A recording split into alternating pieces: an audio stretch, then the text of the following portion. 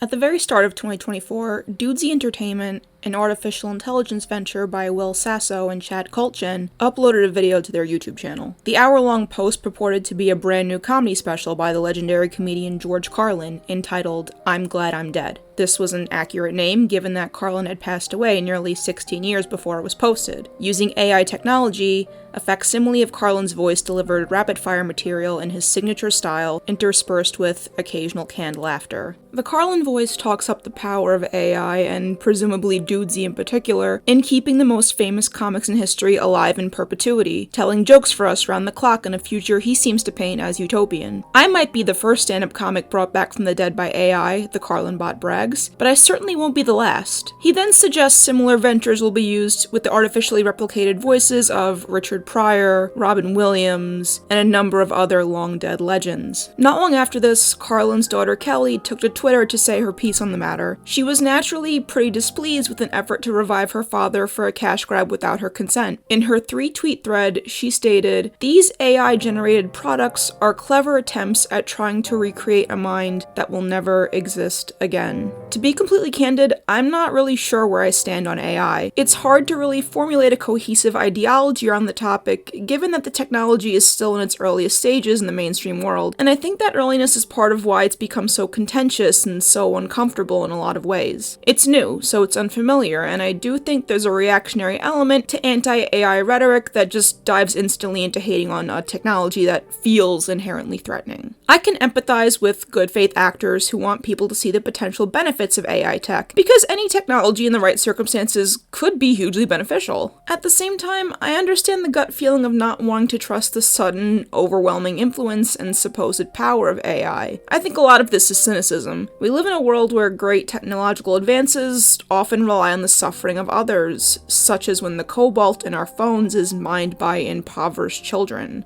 These advances are also naturally used for troubling causes, from war to petty vengeance. I think a significant portion of the online heat in particular is due to the fact that so much of what we've seen from its supporters seems to move toward wanting a dystopia rather than striving for using it to reach utopia. There was the onslaught of so-called tech bros who didn't usually make art, gleefully proclaiming that artists would be rendered useless by AI and that they could be just as proficient in art as a trained artist with the use of AI tools and technology. I think this was, while mainly being probably very false, a horrible way to introduce the concept of AI art. In an ideal world, I imagine that AI tech could easily be initiated into the art world by presenting all the ways it could supplement the existing workloads of artists, helping them figure out rigging, lighting, composition, and other challenging logistical elements of creation, while maintaining their processes and allowing them to create more, create better, and circumvent some of the physical and mental toll that comes with professional art. And it'd be a true presentation.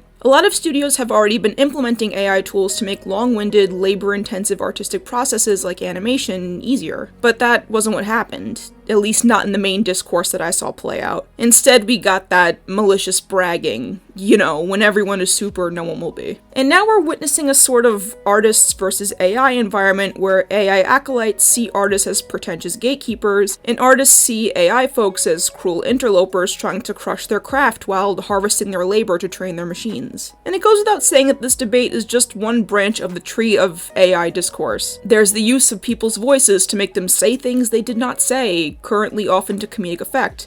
But if it's this easy to make it sound like Joe Rogan knows about Baby the Stars Shine Bright now, what are the implications for how this tech can be used nefariously in the future? I'm already seeing plenty of ads using that hideous smiling TikTok woman voice to get out of paying a voice actor, so it goes without saying that they'll likely glom onto a more authentic sounding option soon enough. A few weeks before I started writing this, a few Swifties were tricked into believing that Taylor was doing a giveaway for cookware with an AI copy of her voice. And while I'm mentioning Taylor, well, a few days before I started writing this segment, AI-generated salacious images of her began taking Twitter by storm. I only saw a couple of these images, but they were nauseating. And if I felt that gross and uncomfortable seeing them, I simply cannot imagine how the actual person being objectified by it felt.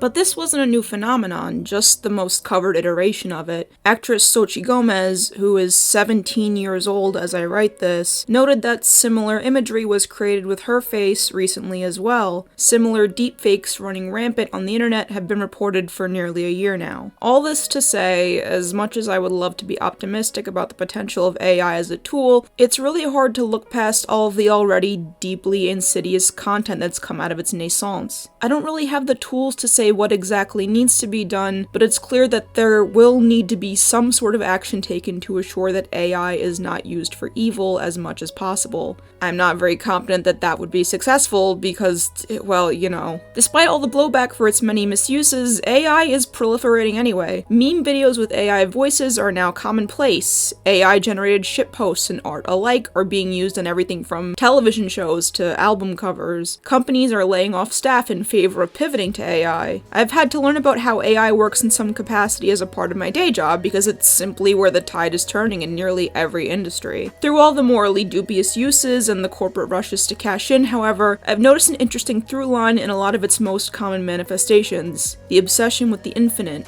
and the circumventing of finality. This didn't occur to me for a while into the AI moment, as it were. In the first few months where AI was really taking off in the mainstream, I started seeing a lot of AI-generated movie trailers going viral every few days. These were usually mishmashes of the most popular franchises of our time: Star Wars, Lord of the Rings, that one wizard book, with half-hearted Xeroxes of the styles of famous directors or genres or art styles. Every day I'd open YouTube and see Wes Anderson's Fellowship of the Ring, Adventure Time characters as Jim Henson-esque 80s fantasy creatures, Family Guy characters as real people, and once the initial novelty wore off, it became really boring really fast. It was all franchises, it girl and it boy actors of the moment, characters and people we'd already seen a million times in pop culture before AI even entered the frame. Of course, this is less reflective of an inherent problem with AI itself, as it is reflective of a problem with our current moment. It seems every major cultural touchstone is getting a reboot or a rehash, everything from Rocko's Modern Life to Wizards of Waverly Place. We are absolutely obsessed with romanticizing the past, and in turn never letting great things just exist and be complete. It's not enough to have a full 6-movie Star Wars series that holds up no matter how many times you watch it.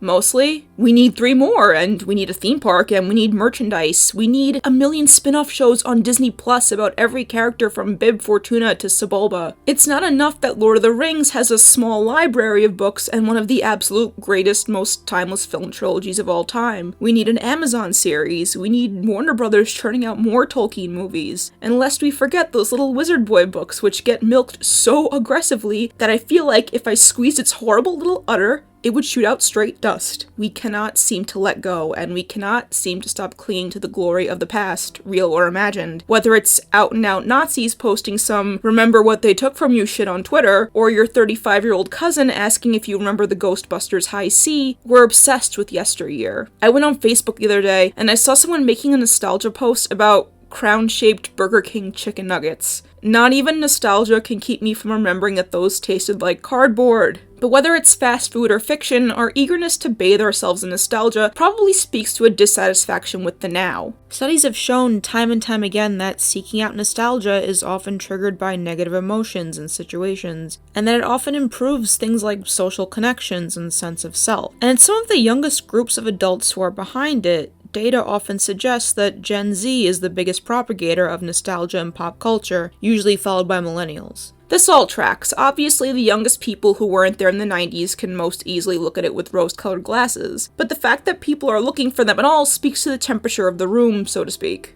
To be broad, the world is pretty exhausting right now. In my country, the United States, income inequality feels starker than ever, and wages are stagnant, all while it feels like we have to work more than ever just to get by. And while the nostalgic mirage of the perfect past can be a comforting place to go to, this also means that seeking comfort in general is something people are more liable to do. But we now see a new opportunity, being able to wield the faces, voices, and minds behind those nostalgic things, and reproduce them for our own benefit, with or without consent. As the AI rollout into the mainstream continued, this through line of circumventing the finite nature of life kept showing its head. AI startups are trying to capitalize on the chance to speak to a dead loved one again, and this I won't comment on because I can't tell people how to grieve. When the critically acclaimed series Succession came to an end, there was a bit of a discussion on Twitter, when Jason Calacanis, an angel investor and tech entrepreneur, reflected on the finale. The perfect setup for a movie. There's no way this is over, and if this is over, I'm funding a startup just to make AI episodes of Succession. Calacanis has since suggested he was just joking when he said this, and frankly, since the rollout of paid engagement on Twitter, it's hard to truly say if anyone who makes a ratioed tweet is ever being serious anymore. But this concept, the idea that AI can remove the pain of something great coming to an end, was just one iteration, and it was arguably one of the least concerning ones I noticed. In May 2023, 2 days after Jason's tweet, E.J. Dixon at Rolling Stone published an expose on a new genre of true crime video that was taking off on TikTok. In these videos, AI-generated children told the stories of their own demise, or that's what they're presenting it as. These children are hyper-real, bearing what is currently the signature AI look of ultra-smooth, textureless people in places, with animation mainly consisting of their mouths and eyes moving in distorted wobbles. Some of them are cherubic and rosy-cheeked, others are visibly brutalized to reflect the stories they tell. They speak in facsimiles of children's voices, also made by AI, telling grisly stories of real child abuse in first-person narrative. I was only 5 years old when my parents did X, Y, and Z to me, and so on, in horrific detail. These are stories that,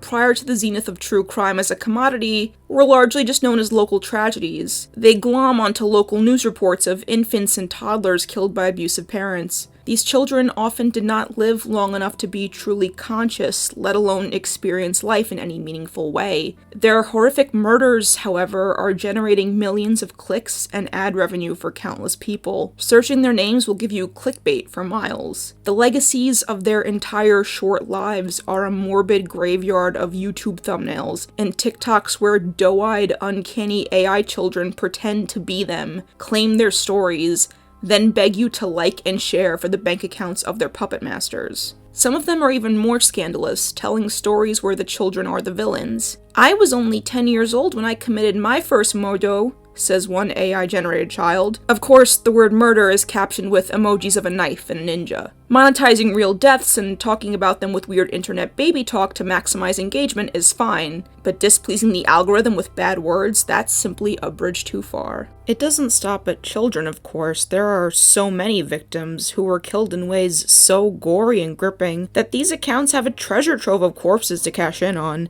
There's an AI-generated Junko Furuta, the girl whose horrendously brutal 1989 murder shook Japan to its core. That brutality is great for engagement. It's great for a paycheck. These videos love the most vulnerable. Women killed by their partners, children killed by abusive parents. Sorry, unalived, K-worded, and knife emoji'd. Gotta make sure the check clears. So many of these people who lived deep and detailed lives with people who loved them and mourn their losses to this day, or even people who never really got to live at all, are now soldiers in the war to win at content. The things they loved, the things they did, and who they truly were have been pushed out of the way. That's not important. They've become dolls we can play with. This is a part of a broader issue with true crime, of course, but these AI representations are uniquely galling to me. To exploit a story is one thing, to claim to speak with that person's voice, especially someone who never really had a voice, is another beast entirely. These AI dolls usually say some hokey closing line like, "Please share to spread my story." They need to obfuscate that their goal is a dollar amount. Through these videos, these children and these victims live forever. They get to be preserved despite their untimely ends. They are immortal. As mascots. After listing all those long-dead comedians, AI George Carlin spoke with what, to me, felt like an almost ominous authority. Everyone's coming back. He seems to almost make a threat. There is an army of the undead, and they're here to entertain you, whether they would want to or not. The coming months and years are no doubt going to yield a slew of discussions on AI and how it can be used for immoral purposes, but I think those purposes can be just as revealing as they are horrifying. What does it say exactly that some of us are willing to turn each other into dolls, toys, and symbols of ourselves? What does it say when we try to circumvent finality, whether it's a series finale or the permanence of death? What does it say when we do it to serve ourselves and potentially hurt the people we're using? And maybe most importantly, where do we draw the line when the only limit is our willingness to draw it at all?